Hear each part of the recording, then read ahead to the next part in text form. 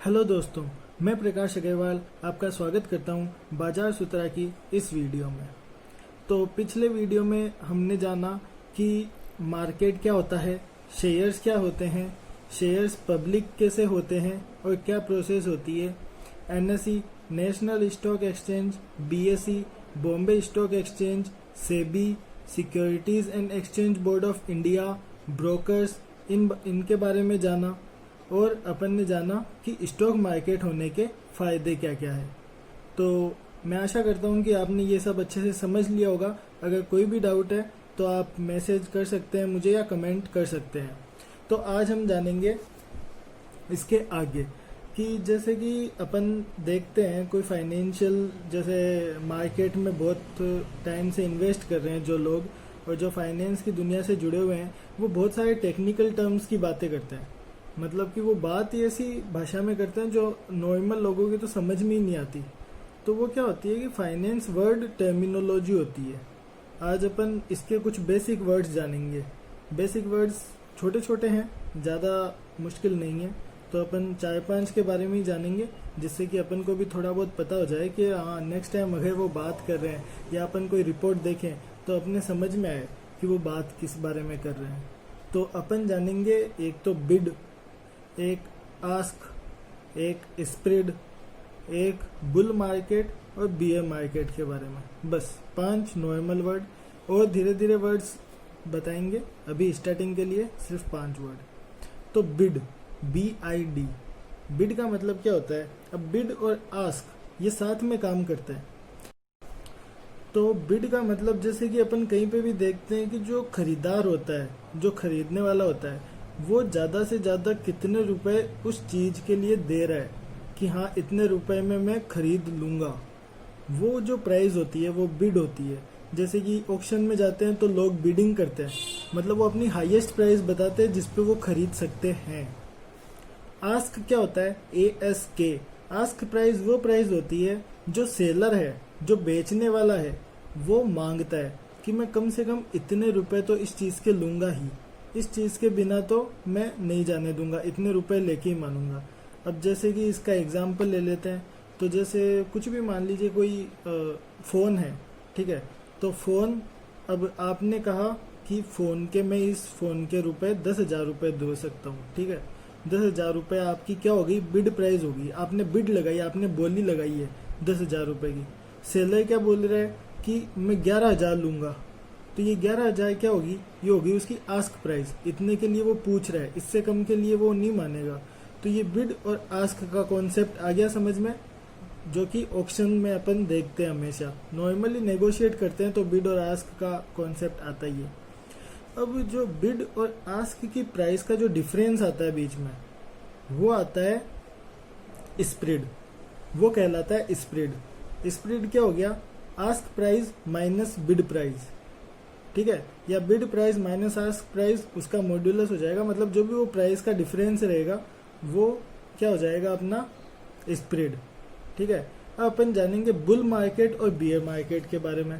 तो bull market क्या होता है, जब मार्केट की दिशा ऊपर की तरफ हो, ऊपर की तरफ मतलब पॉजिटिव, मार्केट बढ़ता है, तब वो होता है बुल मार्केट। और जब मार्केट की दिशा नेगेटिव की तरफ हो, जब मार्केट घटता रहता है, तब वो होता है बियर मार्केट, ठीक है। अब वो कैसे पता चलता है, जैसे कि मान लीजिए कि कोई भी अपने, जैसे जो भारत का स्टॉक एक्सचेंज है उसमें तो लगभग 5-6 हज़ार शेयर जो कंपनियां है वो रजिस्टर्ड है। कोई भी जैसे मान लीजिए कि 50 है, 50 कंपनियां रजिस्टर्ड है, ठीक है। तो ज़्यादा कंपनियां अगर ऊपर जाएगी ज़्यादा मार्जिन से, तो वो बुल मार्केट बन जाएगा। मतलब कि उसकी जो डायरेक्शन है वो पॉजिटिव हो जाएगी। और अगर नीचे जाएगी, नेगेटिव में आएगी, तो नीचे आएगा तो वो बियर मार्केट हो जाएगा। बुल मार्केट को अपन बेल से दिखाते हैं, मतलब कि जो बुल का साइन होता है उससे, और बियर मार्केट को भालू के निशान से, ठीक है। तो इनका भी एक अलग कॉन्सेप्ट है, वो बाद में बताएंगे। अब जैसे कि नॉर्मली मार्केट में कैसे पता चलेगा, एक एक शेयर को देखेंगे तो नहीं अपन कि ये ऊपर गया ये नीचे गया। तो इन्होंने क्या होता है कि इंडेक्सेस बना रखे होते हैं। जैसे कि इंडिया में अपने हैं निफ्टी 50 और सेंसेक्स, अमेरिका में है डो जोन्स और नेस्डेक, और भी बहुत, हर देश के अपने अपने अलग अलग इंडिसेस होते हैं, ठीक है। तो वो क्या है कि उस देश की इकोनॉमी के बारे में बताते हैं, जो कि वहाँ की टॉप 50 कंपनियां हैं, टॉप 100 कंपनियां, उनको मिला के या फिर कोई भी क्राइटेरिया के हिसाब से वो इंडिसेस बनाते हैं और उनको अपन वॉच करते हैं, और उनसे पता चलता है कि ओवरऑल मार्केट ऊपर जा रहा है या नीचे। बहुत ही ज़्यादा हो गया होगा ये आपके, आप थोड़ा कंफ्यूज हो रहे होंगे। तो जैसे कि मैं बताता हूँ कि भारत की बात करते हैं अपन, ठीक है। भारत में निफ्टी 50 है। अब निफ्टी 50 क्या है? निफ्टी 50 एक बास्केट टाइप में बना दी, जिसमें क्या है कि भारत की जो 50 टॉप कंपनीज है, जो सबसे बड़ी भारत की 50 कंपनीज है, वो इसमें रख दी, ठीक है। निफ्टी 50 के बारे में बात कर रहे हैं अपन, ठीक है। उसमें भारत की टॉप 50 कंपनी रख दी। अब टॉप 50 कंपनीज रख दी, अब वो ऊपर जाएगी नीचे जाएगी, उस हिसाब से निफ्टी 50 ऊपर और नीचे जाएगा। अब जैसे 10 कंपनियां ऊपर गई 200 पॉइंट, और 40 कंपनियां नीचे आई 400 पॉइंट, तो निफ्टी 50 किधर जाएगा? नीचे जाएगा। 400 माइनस 200 बराबर 200 पॉइंट। तो निफ्टी 50 उस दिन 200 पॉइंट नीचे जाएगा, और अपन बोलेंगे कि मार्केट की चाल बियरिश थी। मार्केट की चाल बियरिश थी, मतलब कि नेगेटिव में गया मार्केट। तो अब आपको समझ में आ गया कि ऐसे जो स्टॉक मार्केट में इंडिसेस है वो काम करते हैं, ठीक है। उनसे अपन को मार्केट की ओवरऑल चाल के बारे में पता चलता है कि ये बियरिश है या बुलिश है। ओके दोस्तों, और अब हम बात करेंगे स्टॉक मार्केट कितने तरह का होता है, कितने टाइप का होता है। तो स्टॉक मार्केट प्रीमियरली 2 तरह का होता है। प्राइमरी मार्केट, जैसे कि प्राथमिक बोल सकते हैं, और दूसरा होता है सेकेंडरी मार्केट, ठीक है। अब जैसे कि मैंने आपको वो आईपीओ की एक प्रोसेस बताई थी। आईपीओ की प्रोसेस में क्या होता है कि कोई भी कंपनी पहली बार अपने शेयर्स पब्लिक करती है, ठीक है। तो वो जो प्रोसेस है वो प्राइमरी मार्केट में ही होती है, ठीक है। अब उस प्रोसेस के बारे में भी जानेंगे।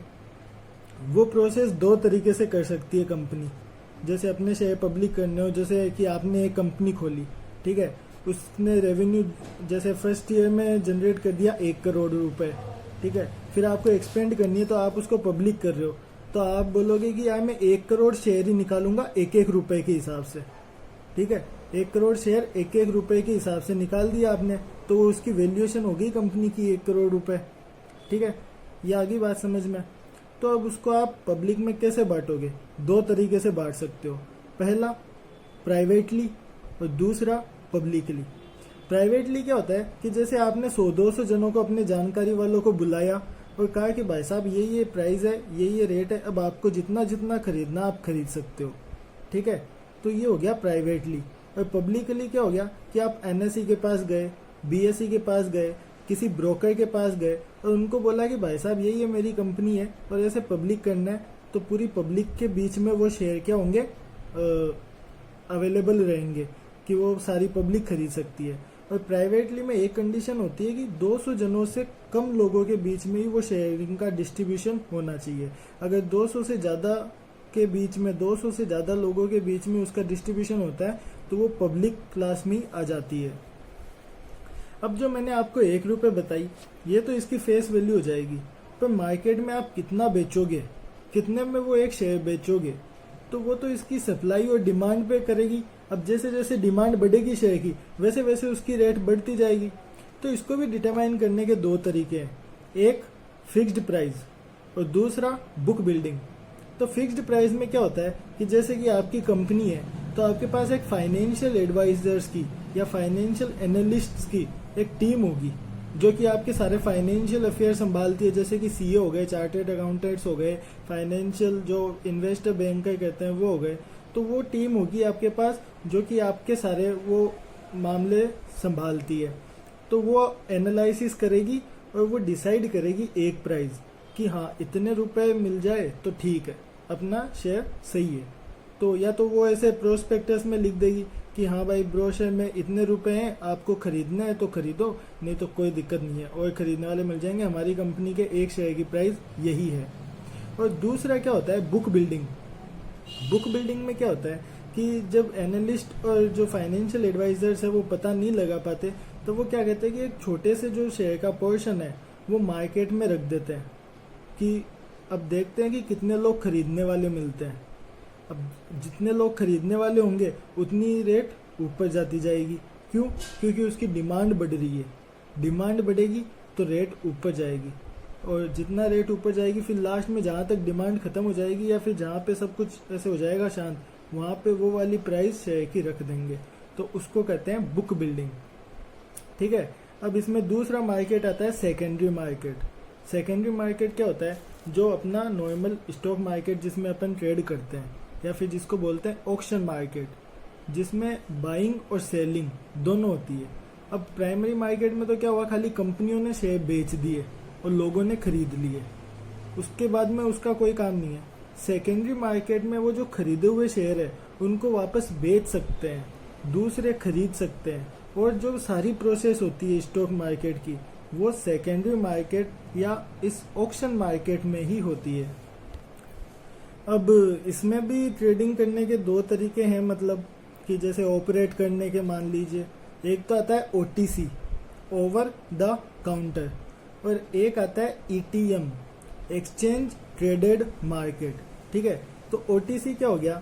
OTC हो गया over the counter. Over the counter मतलब कि मैं कंपनी का मालिक, आप मेरे पास आए, ठीक है, पर्सनली, कि हाँ साहब मेरे को इतने शेयर खरीदने, और मैंने कहा ठीक है, और मैंने वो दे दिया आपको उतनी रेट में। मैं कहीं से भी लाऊं वैसे लाके और दे दिए, जैसा कि अभी रिलायंस की डील में हो रहा है। जैसे कि वो अब एक्सचेंज के पास तो इतना जा ही नहीं रहे, बहुत सारी डील्स ऐसी हुई है जो डायरेक्ट हुई है। वो क्या हुई है? ओवर द काउंटर, कि मुकेश अंबानी सर के पास आए लोग, उन्होंने कहा इतने रुपए इतने % के लिए देंगे, और कहा ठीक है, और वो हो गया।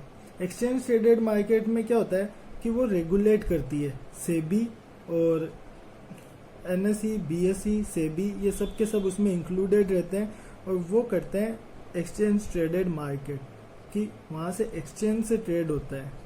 ठीक है। जो कि अपन नॉर्मल शेयर बाजार में करते हैं, वो ETM होता है। अब आप कहोगे कि चलो ठीक है, ये बात भी हो गई, आपने इतनी सारी टेक्निकल टर्म्स भी समझा दी, आधी समझ में आई आधी नहीं आई, वापस देखना पड़ेगा वीडियो, जो भी चीज़ है चलो होगी। पर अब कमाई के तरीके क्या है शेयर बाजार में? शेयर बाजार में अपन किस लिए आ रहे हैं? कमाई के लिए आ रहे हैं। तो कमाई के तरीके क्या है ये तो बताओ आप। बताते हैं। शेयर बाजार में कमाई के 3 तरीके हैं, मेन तरीके जो बोलते हैं वो 3 तरीके हैं। पहला डिविडेंड इनकम, दूसरा कैपिटल ग्रोथ इनकम, और तीसरा बाईबैक। ठीक है। अब आप कहेंगे डिविडेंड क्या होता है? अब जैसे कि मैंने कंपनी के शेयर निकाल दिए, ठीक है, 1 करोड़ शेयर मेरे मार्केट में है, ठीक है, और मेरे को प्रॉफिट हुआ उसी साल 2 करोड़ का, ठीक है, तो मैंने हर शेयर पे 2 रुपए का डिविडेंड दे दिया। डिविडेंड क्या होता है कि कोई भी कंपनी को अगर वो प्रॉफिट हो तो अपना प्रॉफिट शेयर होल्डर्स के बीच में डिवाइड कर देती है, और वो डायरेक्ट आपके बैंक अकाउंट में आते हैं, तो उन्हें डिविडेंड बोलते हैं। उससे बहुत अच्छी इनकम होती है। ठीक है। जैसे प्रॉफिट बढ़ता है कंपनी का, वैसे वैसे डिविडेंड की रेट भी बढ़ती जाती है। दूसरा तरीका है कैपिटल ग्रोथ। कैपिटल ग्रोथ मतलब कि जो सबसे नॉर्मल तरीका है कि कंपनी बड़ी हुई, एक्सपेंड हुई, उसकी वैल्यूएशन बढ़ी, धीरे धीरे उसके शेयर्स की मांग बढ़ी, डिमांड बढ़ेगी तो शेयर की प्राइस बढ़ेगी, और फिर आप अपना प्रॉफिट बुक करके अपने हिसाब से उन्हें बेच सकते हैं और प्रॉफिट ले सकते हैं। तो ये होगी कैपिटल ग्रोथ, कि जैसे जैसे कंपनी ने अपनी ग्रोथ बढ़ाई वैसे वैसे शेयर्स की ग्रोथ बढ़ी और वैसे वैसे आपको प्रॉफिट हुआ। ठीक है। तीसरा तरीका है बाईबैक का। बाईबैक मतलब कि अगर अच्छी कंपनी है और अच्छा काम करती रहेगी तब तो कैपिटल ग्रोथ होगी। तो बहुत अच्छी कंपनी है, मतलब कुछ ज़्यादा ही अच्छी ग्रोथ हो गई उनकी और उनका कैश फ्लो कुछ ज़्यादा ही अच्छा हो गया, तो वो क्या कहेंगे कि भाई साहब हमें वापस दे दो शेयर वापस क्यों दे दो? क्योंकि जब तक आपके पास शेयर रहेंगे उन्हें अपना प्रॉफिट बांटना पड़ेगा। ठीक है। ये बहुत मज़ेदारी वाली बात है, अभी बहुत ज़्यादा जगहों पे ऐसा हो रहा है, क्योंकि सीधी सी बात, आपके पास शेयर रहेंगे तो उनको अपने प्रॉफिट बांटने पड़ेंगे। प्रॉफिट कोई कंपनी बांटना नहीं चाहती, वो तो मजबूरी में शेयर पब्लिक करती है कि भाई उनके पास रुपए नहीं है, कंपनी को बढ़ाना है। तो अब जैसे उनके पास रुपए आए, बढ़िया काम कर रही है कंपनी, तो वो क्या करेगी कि वापस खरीद लेगी शेयर। और वापस कैसे खरीदती है? जो भी मार्केट की प्राइस चल रही है, जैसे कि मार्केट की प्राइस अभी 90 रुपए चल रही है एक शेयर की, तो अगर कंपनी उसको खरीदेगी तो वो 100 रुपये या उससे ज़्यादा, या फिर जो भी मार्केट में प्राइस चल रही है उससे ज़्यादा प्राइस पे ऑफर करेगी कि हाँ मार्केट में 90 रुपये चल रहे हैं तो हम आपको 100 रुपये देंगे, अब आप हमें बेच दो ये शेयर। आप मार्केट में बेचोगे क्या मतलब है, आप हमें ही बेच दो, ठीक है। अब इसके अंदर भी जो शेयर होल्डर्स होते हैं, जो मेजर शेयर होल्डर्स होते हैं, उनके अंदर वोटिंग होती है और वोटिंग के हिसाब से डिसाइड किया जाता है कि हाँ ये प्राइस सही है या नहीं है, या फिर ये जो बायबैक है, ये डी लिस्टिंग है, ये होनी चाहिए या नहीं होनी चाहिए। बाईबैक की जो प्रोसेस होती है उसको डी लिस्टिंग कहते हैं, जब कंपनी अपने सारे के सारे शेयर वापस ले लेती है। और बाईबैक छोटे मोटे शेयर भी करती रहती है कि जैसे 20%, 30% शेयर वापस लिए, 40%, और पूरा डी लिस्ट भी करवा सकती है। तो आज अपन ने बहुत सारी चीज़ों के बारे में जाना है शेयर मार्केट की। इस वीडियो को सही से देखना और रिवाइज कर लेना। कोई भी डाउट हो कमेंट करें, मैसेज करें, मैं ज़रूर सॉल्व करूँगा आपका डाउट। और देखते रहिए बाजार सूत्रा, मैं आपको बताता रहूँगा ऐसी। थैंक यू दोस्तों, जय हिंद।